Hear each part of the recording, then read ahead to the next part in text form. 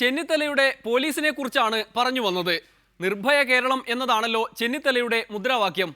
പെൺകുട്ടികൾക്ക് ബസ്സിൽ പോലും സഞ്ചരിക്കാൻ കഴിയാത്ത കേരളമാണ് ഇതെന്ന പരാതി കോടിയേരി ബാലകൃഷ്ണനുണ്ട്.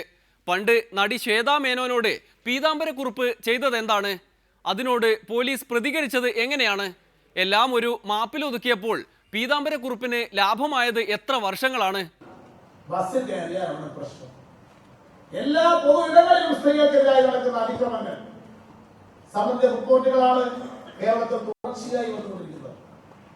ഈ കൊല്ലത്താണല്ലോ നമ്മുടെ പ്രസിദ്ധ സിനിമാ നടി, നമ്മൾ അവാർഡ് കൊടുത്തിട്ട് ആദരിക്കുന്ന ഒരു സിനിമാ നടിയാണ്.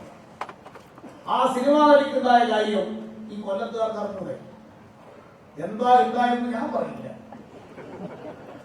കാരണം പറഞ്ഞിട്ട് നിങ്ങൾ കേൾക്കണ്ട, ടെലിവിഷനിൽ കണ്ടാവാൻ വേണം, ഒന്നുകൂടി ഇട്ട് നോക്കിക്കോ. ആരോപണ വിധേയനായിട്ടുള്ള വ്യക്തി പറഞ്ഞു, അവസാനം ദർശനം കൊണ്ടോ സ്പർശനം കൊണ്ടോ വല്ല തെറ്റ് സംഭവിച്ചു പോയിട്ടുണ്ടെങ്കിൽ മാപ്പാക്കണം. അതിന്റെ അർത്ഥം രണ്ടും നടന്നില്ലേ? ദർശനവും ഉണ്ടായി, സ്പർശനവും ഉണ്ടായി. ഇപ്പോഴത്തെ പുതിയ ക്രിമിനൽ ലോ അമെൻഡ്മെന്റ് ആക്ട് വായിച്ചിട്ടുണ്ടോ? ഒരു സ്ത്രീയെ ദുരുദ്ദേശത്തോടുകൂടി നോക്കിയാൽ 2 കൊല്ലമാണ് ശിക്ഷ. നോക്കും ആലോചിച്ചോളൂ. പുരുഷന്മാരാണ് ഈ നിയമം ശരിക്കും വായിക്കേണ്ടത്. ഈ പുതിയ നിയമത്തിൽ ഒരു സ്ത്രീയെ അശ്ലീലച്ചതയോടുകൂടി തൊട്ടാൽ എത്ര കൊല്ലം? 5 കൊല്ലം. ഈ ആരോപണ വിധേയനായ ആൾ എന്ത് ചെയ്തു? ഇത് 2 കുറ്റം ചെയ്തു.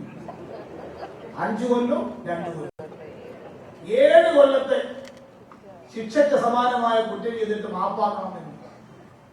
മാത്രമല്ല, ഇതിൽ ഏറ്റവും പ്രധാനപ്പെട്ട കാര്യം, ഉമ്മൻചാണ്ടി ഭരിക്കുന്ന കേരളത്തിൽ ഇങ്ങനെ കുറ്റം ചെയ്താൽ കേസില്ല. ഒരു കേസ് പോലും എടുക്കാൻ ഇവിടെ പോലീസുകാർക്ക് ധൈര്യമില്ല. തിരുവഞ്ചൂരിനെ തോൽപ്പിക്കാൻ പുത്തൻ ചരിത്രം രചിച്ചുകൊണ്ടിരിക്കുകയാണ് ചെന്നിത്തല. നിലമ്പൂരിൽ കോൺഗ്രസ് ഓഫീസിൽ സ്ത്രീ കൊല്ലപ്പെട്ട സംഭവത്തിൽ ആഭ്യന്തര വകുപ്പ് കഴിവ് തെളിയിച്ചു. കേസിലെ പ്രതിയായ ആര്യാടന്റെ സ്റ്റാഫിൽപ്പെട്ടയാൾക്ക് നിർഭയ സാഹചര്യം സൃഷ്ടിച്ചു കഴിഞ്ഞു.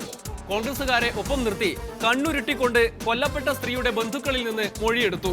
ഇരയ്ക്ക് നാട്ടുകാരുണ്ടല്ലോ, പ്രതികൾക്കപ്പോൾ പോലീസുകാരെങ്കിലും വേണ്ടേ എന്നതാണ് നിലപാട്.